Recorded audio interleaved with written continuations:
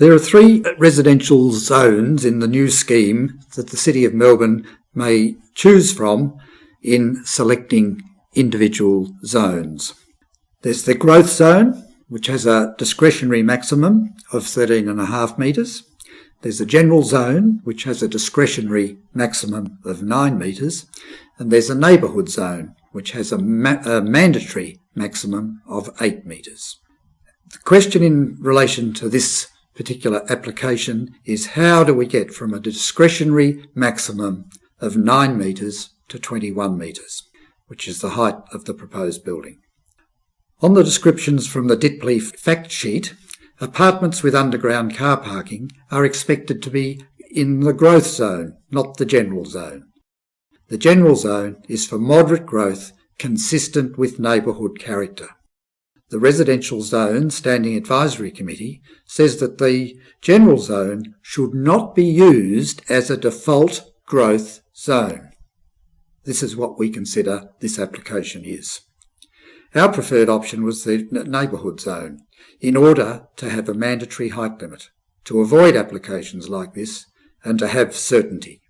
We find the discretion in the general zone to be a curse.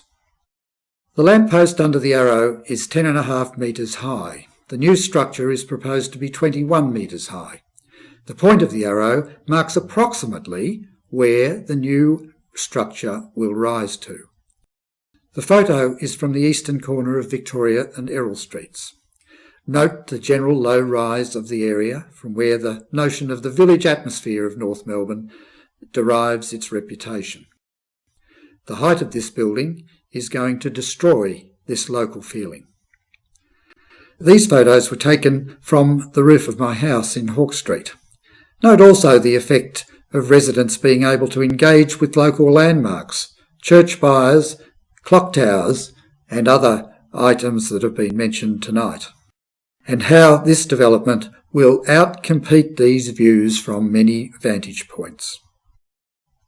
The North Melbourne Town Hall, a key landmark in section 2106 of the planning scheme, is obvious in this slide. Again, notice the height of the arrows and how dominating it is. Thank you, City of Melbourne, for changing this local area from being stable in the last MSS revision. Was it a mistake? I think your clear intention was to increase the densification of this area. It has compounded the planning scheme, clearly against the wishes of local residents. This pro-development report gives you the opportunity to achieve this objective. It also enables you to reduce the height to a more appropriate level consistent with the general residential zone.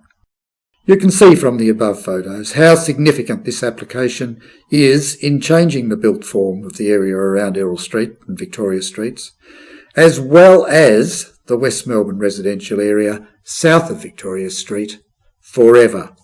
This change is not justified in the planning scheme. May I commend the Council's heritage consultant for her refreshing views on wide streets and new built form heights being part of the heritage consideration.